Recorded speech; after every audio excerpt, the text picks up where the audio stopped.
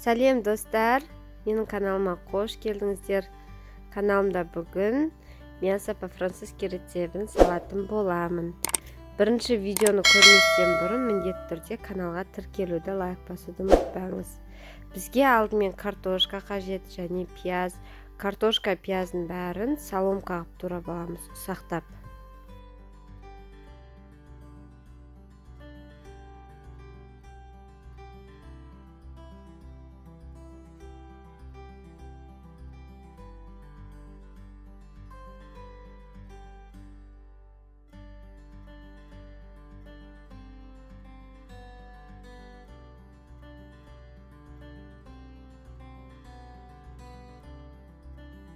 Енді пиязымызды ұсақтап турап аламыз.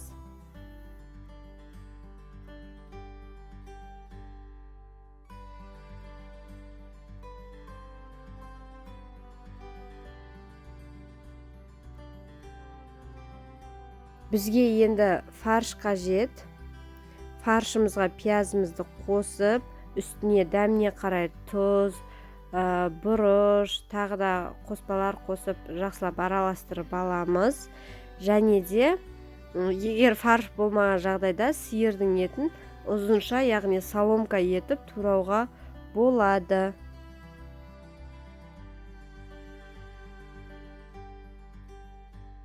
Бізде осындай болып шықты начинкамыз. Енді ыдысымызды майлап, жақсылап, оның үстіне фаршымызды төсеп, қолмен кәдімгідей басып шығамыз нығыздап. Оның үстіне картошкамызды себеміз содан кейін.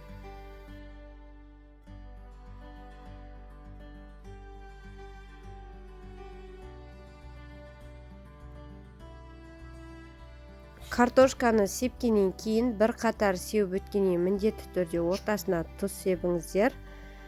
Сол кезде дәмі әдемі болып шығады. Негізі жасап көріңіздер қыздар, өте дәмді тамақ және ер адамдар үшін тойымды тамақтардың бірі болып табылады.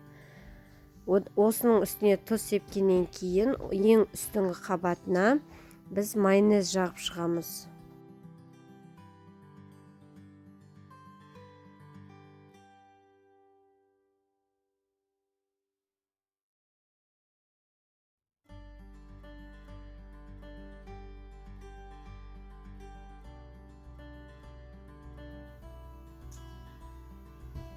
Мына майонезімізді осылай құйып алып, одан кейін лопатканың немесе қасықтың көмегімен үстіне жаймалап жайып шығамыз.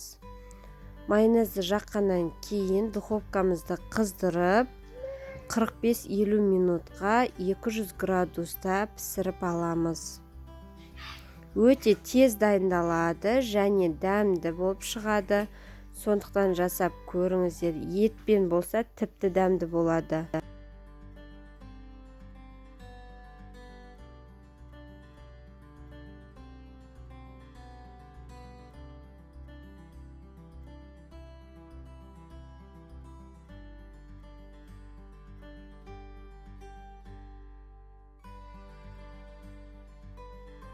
Міне бізде духовкадан пісіп шықты, 45 минутта 200 градуста пісті. Өте дәмді болып шығады, жасап көріңіздер. Сіздермен болған Айжан Ерболатқызы. Каналыма тіркелуді ұмытпаңыз.